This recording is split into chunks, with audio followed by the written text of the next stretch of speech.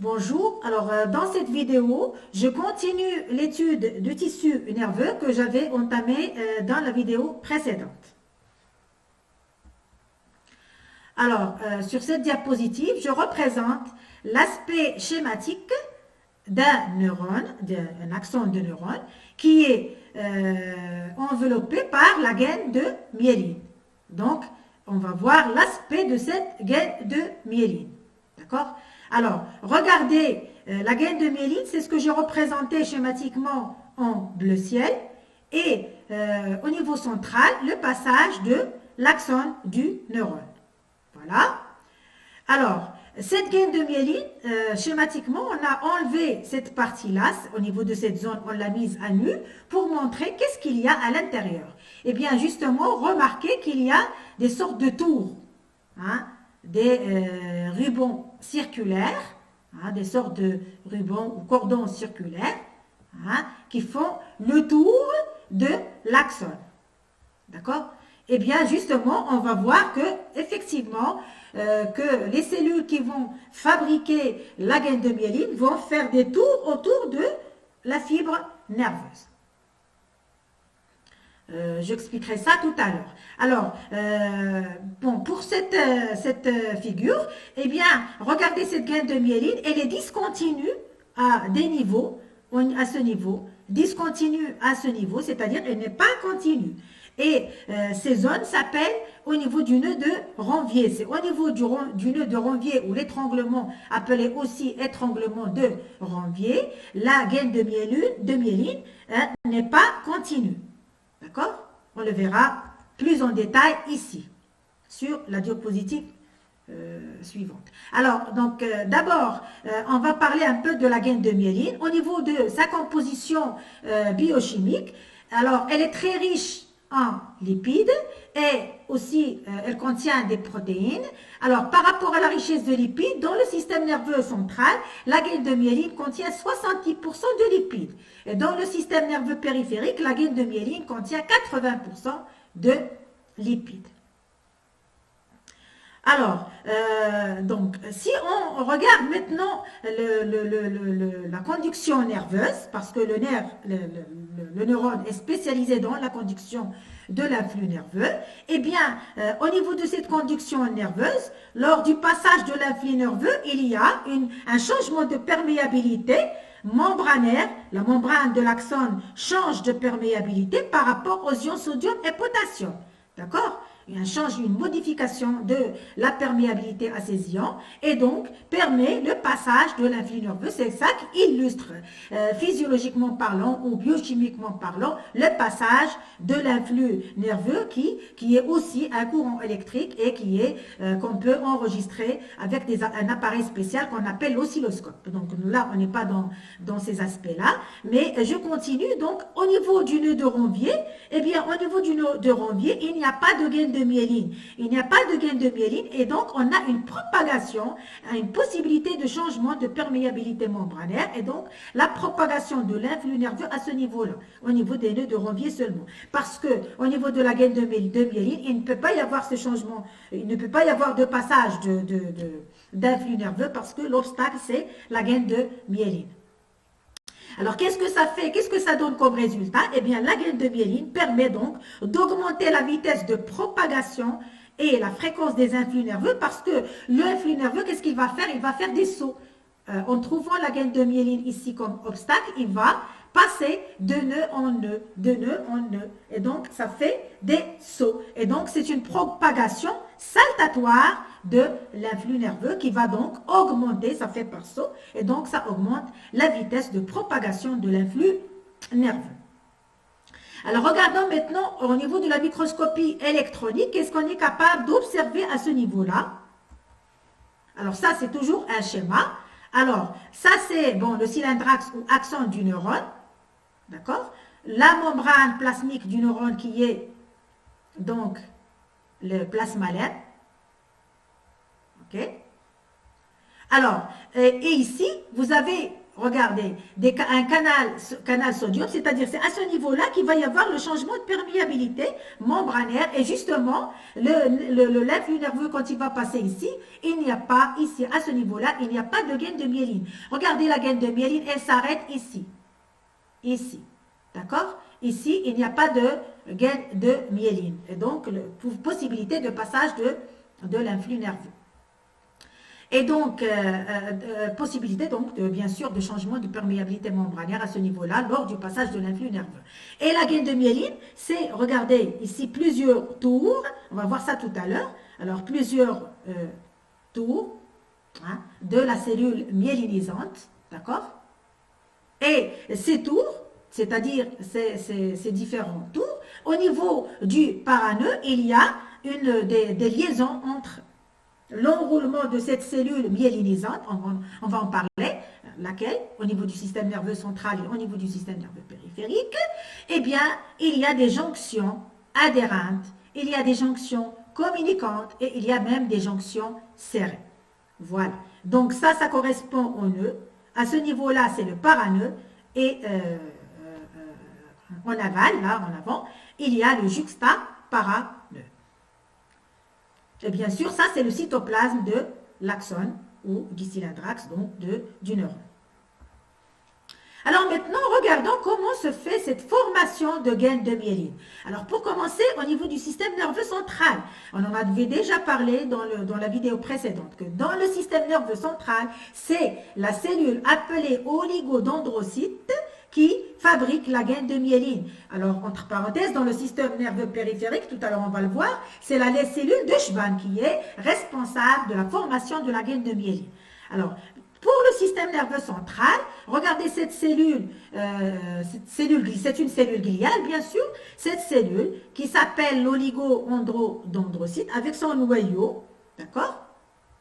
Et des prolongements. Regardez ces prolongements, qu'est-ce qu'ils vont faire? Ils vont mettons ça, c'est une fibre nerveuse, un axone qui passe, un axone, et donc elle va s'enrouler autour de l'axone. Ce prolongement va faire des tours autour du neurone au niveau de l'axone. Et donc, regardez, premier tour, deuxième tour, plusieurs tours, et donc ça fait, qu'est-ce que ça fait? Ça fait une gaine. Et au niveau central, bien sûr, c'est le cytoplasme de l'axone avec les organites cellulaires, noyaux, mitochondries, etc. Alors, on va voir comment, plus en détail, de façon précise, comment se fait cette opération de formation de gaine de myéline en partant de l'oligodendrocyte. Ici, c'est la cellule oligodendrocyte avec son noyau qui s'entoure, qui va s'accoler pour faire le tour justement d'un axone. Ici, un axone de neurone. Alors, premier tour, ça c'est la première étape.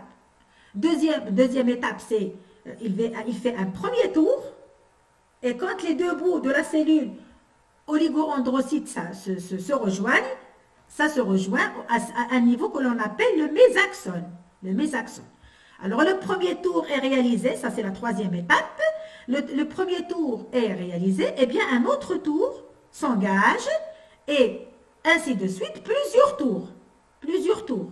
Donc le dernier tour, là, la cellule oligodendrocyte va rejoindre l'autre bout de l'autre côté au niveau du mésaxone, d'un endroit qu'on appelle aussi mésaxone. La différence, c'est que celui-là, c'est le mésaxone externe, alors que le premier, c'était le mésaxone interne.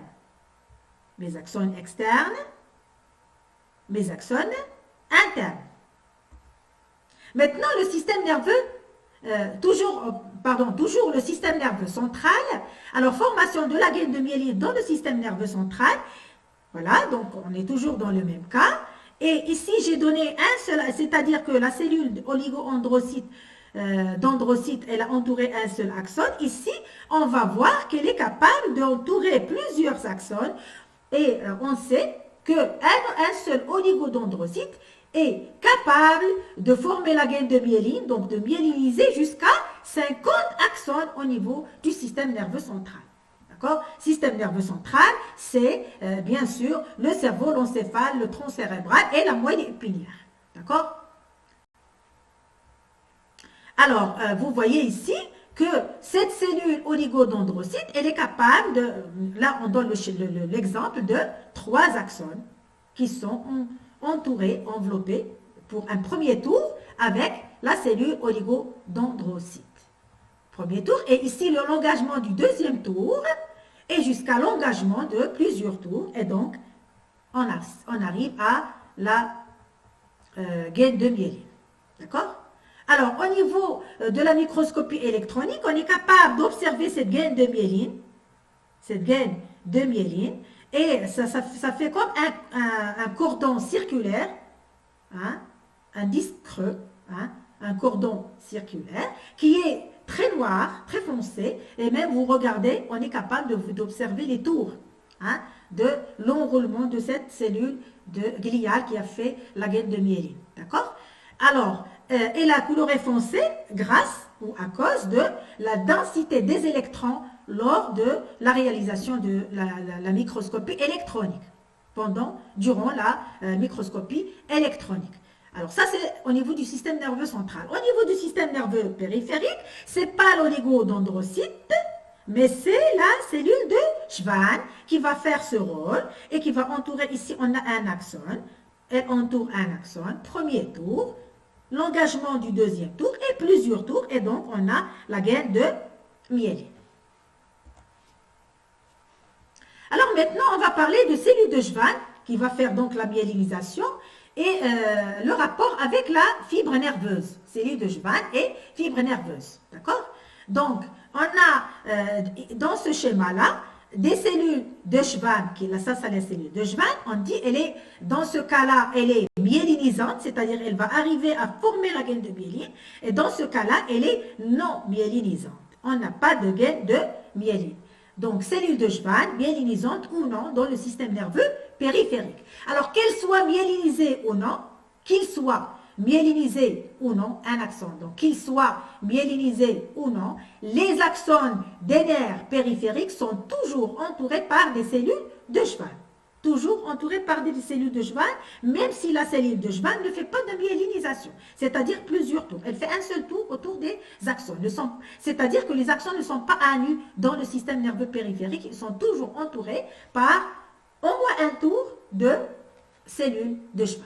Alors l'ensemble axone plus succession de cellules de Schwann, parce que imaginez vous avez l'axone, une cellule de Schwann, et ainsi de suite, plusieurs successions de cellules de Schwann. Qu'est-ce que ça fait? Hein? On a la fibre nerveuse périphérique. La fibre nerveuse périphérique, c'est un axone ou plusieurs axones avec une succession de cellules de Schwann. Alors regardez ici, on a la cellule de Schwann avec son noyau, la cellule de Schwann qui va faire le premier tour au niveau de l'axone, d'accord? D'accord? Alors, bien sûr, le noyau de la cellule de Schwann, premier tour, l'engagement du deuxième tour, et ainsi de suite, plusieurs tours, et donc la formation de la gaine de myéline. Et donc ici, on a une fibre myélinisée, avec un axone et succession de cellules de Schwann, ici on le voit en coupe transversale, et là, une fibre non myélinisée, donc amyélinique, et donc la cellule, elle a entouré les axones, d'accord, un seul tour, et elle s'est arrêtée là, d'accord, sans faire plusieurs tours pour fabriquer la gaine de myéline. Pas de gaine de myéline. Donc, une fibre non myélinisée. Et donc, la cellule de Schwann n'a pas été myélinisante dans ce cas-là. Alors, toujours le système nerveux périphérique, on va voir ça avec plus de précision. Alors, dans l'image A, alors on a la figure A, on a deux images. La première, c'est un schéma, et la deuxième, c'est une observation, c'est une photographie à partir d'une observation au niveau de la microscopie électronique. Alors, regardez ici la gaine de myéline qui est très compactée et qui est donc très dense aux électrons. C'est pour ça qu'on observe ce cordon très foncé, presque noir, d'accord? Et à l'intérieur, on a l'axone, bien sûr. Ici, et donc la cellule ici, la cellule myélinisante, qu'est-ce qu'elle a fait? La cellule de Schwann, on est dans le système nerveux périphérique. La cellule de Schwann, elle a fait plusieurs tours. on arrive à une gaine de myéline, et le dernier tour qui est fait par la cellule de Schwann, ça forme une gaine que l'on appelle la gaine de Schwann. C'est la gaine de Schwann. Il est plus clair ici. Un seul tour, le dernier tour, c'est la gaine de Schwann. D'accord? Et au niveau de la cellule qui n'a pas myélinisé, non myélinisante, ça c'est la cellule de Schwann non myélinisante, voilà, elle s'est entourée entourée sur 3 axones. Ici j'ai marqué neurite, au fait, c'est axone ou dendrite, parce que la cellule de Schwann entoure aussi les dendrites, on va voir ça tout à l'heure, donc ça peut être un axone ou une dendrite, d'accord? Et ça c'est le noyau de la cellule de Schwann. Et donc, un seul tour, donc pas de myélinisation, et c'est ce qu'on observe au niveau de la microscopie électronique. Ça, c'est une figure, une photo au niveau de la microscopie électronique. Et donc, ça, ça peut être l'axone ou le dendrite de neurones. D'accord? Et la cellule, c'est celle-là, la cellule de Schwann, avec son noyau, bien sûr, observé, et les organites, on peut même aussi les observer au microscope électronique, à savoir donc les mitochondries. Et bien sûr, là où ils se rejoignent, les 2 bouts de la cellule de Schwann, c'est le mésaxone, comme on avait dit tout à l'heure. Ici, on a l'emplacement du mésaxone, d'accord? Ici, on a un autre mésaxone, C'est là où elle se referme autour de l'axone, d'accord? Alors, toujours le système nerveux périphérique, on va parler de la fibre qui n'est pas myélinisée, donc une fibre amyélinique, c'est-à-dire on est dans ce cas-là. Et donc, par définition, une fibre nerveuse périphérique non myélinisée, donc ça veut dire amyélinique, est totalement dépourvue de myéline. Ça, c'est clair maintenant, d'accord? Maintenant, une fibre nerveuse amyélinique est constituée de quoi? Elle est constituée par un faisceau d'axones, associé à une chaîne, associé à une même séquence de cellules de Schwann. Qu'est-ce que ça veut dire? Alors, ça, la fibre nerveuse non myélinisée, fibre nerveuse périphérique amyélinique, c'est celle-là. D'accord? C'est tout ça. Alors, j'ai dit, elle entoure, c'est-à-dire elle est associée, elle entoure, ici, on a plusieurs axones. Donc, un faisceau d'axones, plusieurs axones, un faisceau d'axones, d'accord? Celui-là, on l'a enlevé pour montrer l'emplacement du noyau. Donc, schématiquement, on a placé, c'est-à-dire on a montré ce schéma à 3 dimensions. Alors, première dimension, deuxième dimension et troisième dimension, d'accord? Pour voir l'intérieur et en coupe transversale et en longueur, comment se présente la fibre nerveuse sur le plan, au niveau du système nerveux périphérique, sur le plan schématique. Voilà, donc un faisceau d'axones. La cellule a entouré plusieurs axones, c'est un faisceau d'axones. Ça, c'est le premier cas de figure. Deuxième cas de figure, eh bien, la fibre nerveuse, c'est-à-dire on a la cellule de Schwann, elle a entouré en même temps plusieurs faisceaux d'axones. Premier faisceau, deuxième faisceau, troisième faisceau, quatrième, cinquième, plusieurs faisceaux d'axones sont plusieurs à la fois, entourés par la cellule de Schwann et qui forme la fibre nerveuse périphérique amyélinique. D'accord? Et bien sûr, à chaque fois que les 2 bouts de la cellule de Schwann se rejoignent, on assiste à la présence de mésaxones. D'accord? Voilà. Alors, en rose, bien sûr, au fuchsia, c'est le noyau de la cellule de Schwann. Le noyau de la cellule de Schwann. Et il y en a une succession au niveau, une séquence de cellules de Schwann tout au long de la fibre nerveuse périphérique. Alors, la répartition dans le système nerveux central, je répète, il n'y a pas de gaine de Schwann parce qu'il n'y a pas de cellules de Schwann. Là, c'est le système nerveux central. Qu'est-ce qu'il y a dans le système nerveux central? Il y a la substance grise et il y a la substance blanche. Qu'est-ce qu'il y a dans la substance grise?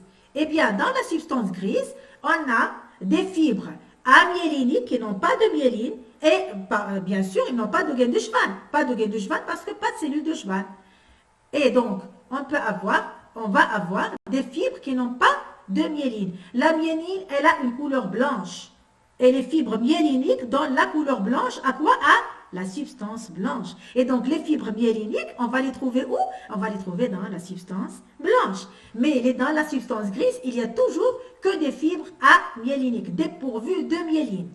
Qu'est-ce qu'on va trouver dans la substance grise? Les corps cellulaires de neurones, les dendrites et le début des axones, où on n'a pas encore de myéline.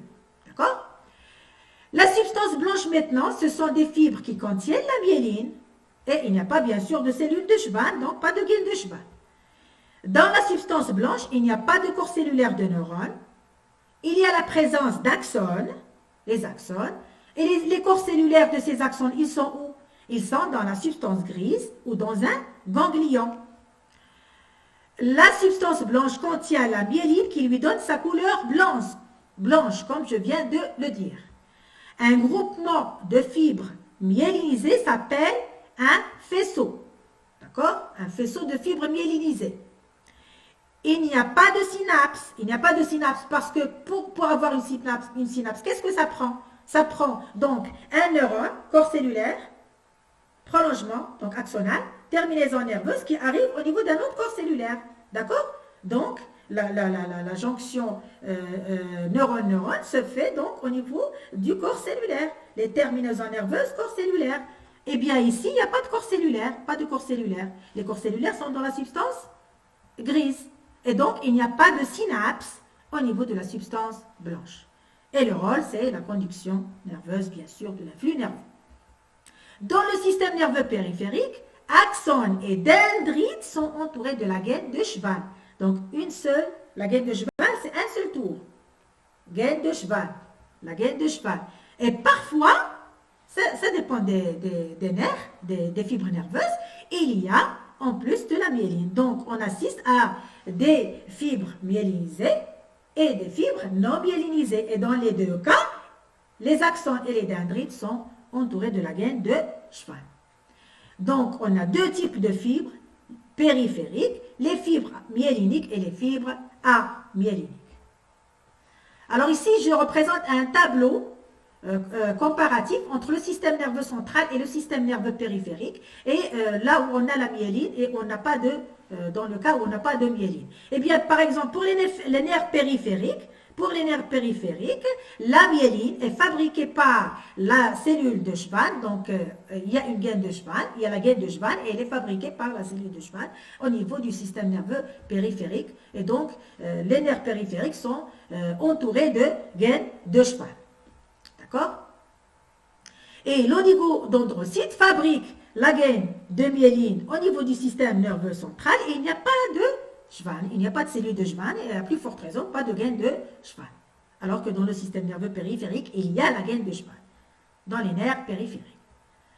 Système nerveux central et système nerveux périphérique, il y a des fibres nerveuses qui n'ont pas de gaine de myéline, qui sont amyéliniques. Je cite le cas des terminaisons nerveuses libres, au niveau du système nerveux central et, par exemple, les fibres amyéliniques de Remack dans le système nerveux périphérique. Donc, les fibres nerveuses, maintenant, et les nerfs périphériques. Les fibres nerveuses sont constituées par quoi? Par les axones. Ces axones sont enveloppés ou non par des gaines de myéline. Et se groupent pour former les nerfs périphériques. Maintenant, on va voir le niveau du nerf. D'accord? On était dans les fibres nerveuses, maintenant on va voir les nerfs périphériques.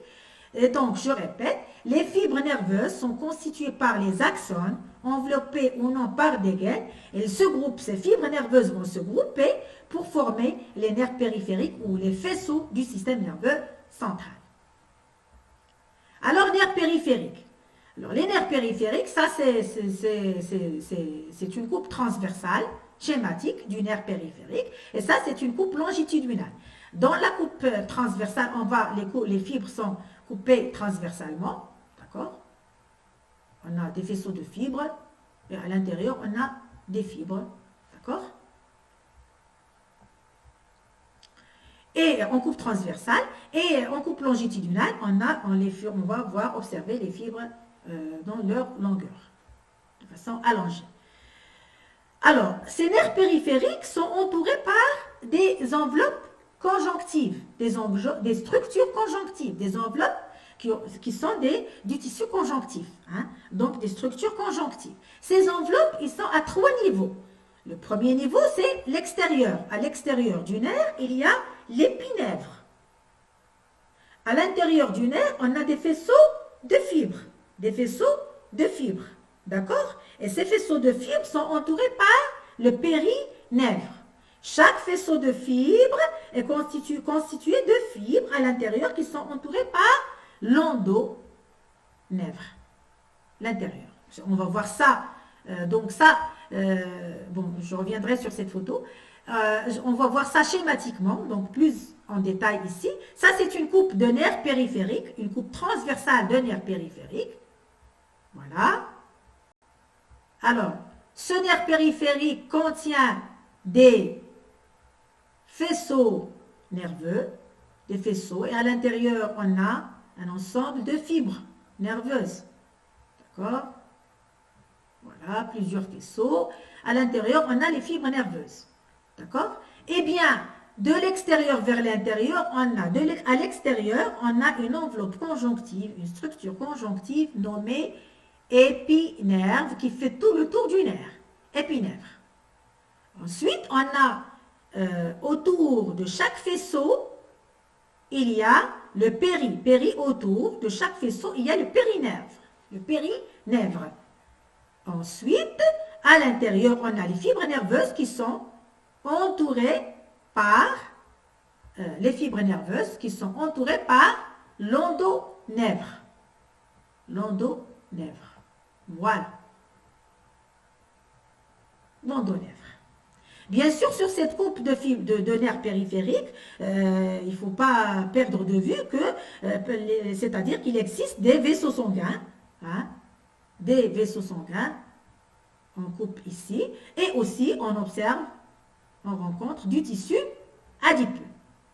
D'accord? Alors ça, on va le représenter schématiquement encore plus, pour montrer plus de détails. Alors ça, c'est la coupe du nerf. La coupe du nerf, schématique. À l'extérieur, on a l'épinèvre. Autour du faisceau, on a le périnèvre. Et donc, on va prendre une partie de ce faisceau-là, hein, c'est l'encart, et on va l'agrandir à ce niveau-là. Et on va voir juste la portion ici. Hein, et on a plusieurs fibres. Ici, dans ce cas-là, elles sont myélinisées, des fibres myélinisées. Plusieurs fibres nerveuses. Et autour de chaque fibre, il y a ce qu'on appelle le tissu conjonctif, c'est l'endonèvre. L'endonèvre. Ça, c'est un capillaire sanguin. Et bien sûr, tout autour, il y a le tour du faisceau, ça c'est le faisceau. Autour, il y a le périnèvre. Alors ça, c'est une photo obtenue avec la microscopie électronique. Alors, c'est le nerf en entier. On observe le nerf en entier. Observation du nerf périphérique. Donc, l'aspect des fibres en microscopie, ça, c'est les fibres nerveuses. D'accord? Et c'est leur aspect qu'on est capable de visualiser au niveau de la microscopie électronique à balayage. Alors, c'est la dernière diapositive que je vais interpréter maintenant concerne les méninges. Les méninges, c'est quoi les méninges? Ce sont les membranes qui enveloppent et protègent le système nerveux central. Système nerveux central. Ici, je représente une tête que vous reconnaissez, d'accord? Et le crâne, d'accord? Et on a enlevé cette partie du crâne pour montrer l'intérieur. Alors ici, à ce niveau-là, on a le cerveau. Et ce que je veux vous montrer, c'est ces méninges. Et donc, cette partie-là, on va l'agrandir. C'est ça, cet encart. On va l'agrandir. Et je vous montre là-dedans. À l'intérieur, ici, on a le cerveau. D'accord? À ce niveau-là. Et juste au-dessus, il y a les méninges. En commençant par, d'abord, la première, de l'intérieur vers l'extérieur, on a la pimère. Ensuite, on a l'arachnoïde. Ensuite, on a la dure mère qui contient 2 couches. Donc, de la surface vers l'intérieur, vers la profondeur, de la surface vers la profondeur, on distingue la dure mère, l'arachnoïde et l'apimère. Je vous parle aussi du liquide cérébrospinal qui est un liquide, c'est le liquide extracellulaire, c'est un liquide extracellulaire et l'appellation ancienne c'était le liquide céphalorachidien, actuellement on l'appelle liquide cérébrospinal, c'est un liquide, c'est le liquide biologique dans lequel baigne le cerveau et la moelle épinière. Quel est le rôle de ce liquide cérébrospinal? C'est l'amortissement des chocs. Il amortit les chocs au niveau du crâne. Alors, le liquide cérébrospinal est contenu dans les méninges. Où est-ce qu'il se trouve? Eh bien, entre la pimère et l'arachnoïde. La pimère, c'est la membrane interne et l'arachnoïde, c'est celle au-dessus. Donc, entre les deux, il y a le liquide cérébrospinal. Voilà, donc avec ces derniers messages, je termine cette vidéo concernant la suite du tissu nerveux et je vous remercie.